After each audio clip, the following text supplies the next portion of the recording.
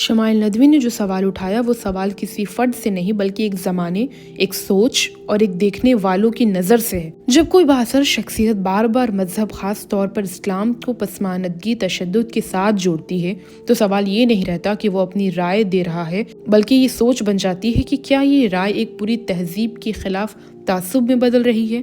شمائل ندوی نے یہی بات بڑے سکون اور دلیل کے ساتھ رکھی کہ اسلام کو اس کے ماننے والوں کی غلطیوں سے نہ پرکھا جائے۔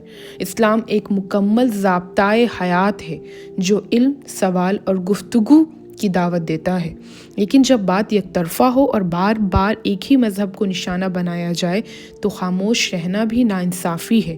شمائل ندوی کی بات کا خلاصہ یہ تھا کہ اگر واقعی ہم نے آزادی اظہار قائل ہیں تو پھر مذہبی احساسیت کا احترام بھی سیکھنا ہوگا۔ تنقید اور تصحیح میں فرق ہوتا ہے، سوال اور طنز میں فرق ہوتا ہے۔ اس پورے ڈیبیٹ میں شمائل ندوی کا جو انداز رہا ہے وہ ایک اکیڈمک انداز تھا۔ انہوں نے یہ ساری بات کو ایک اکیڈمک انداز میں کی، نہ کوئی تلخی، نہ کوئی شور، صرف دلیل اور سچائی تھی۔ میری یہ ویڈیو کسی کے خلاف نہیں بلکہ ایک سوچ کے حق میں ہے، وہ سوچ جو احترام، علم اور انصاف پر کھڑی ہے۔ اختلاف رکھنا غلط نہیں ہے، مگر اختلاف کو نفرت میں بدل دینا خطرناک ہے۔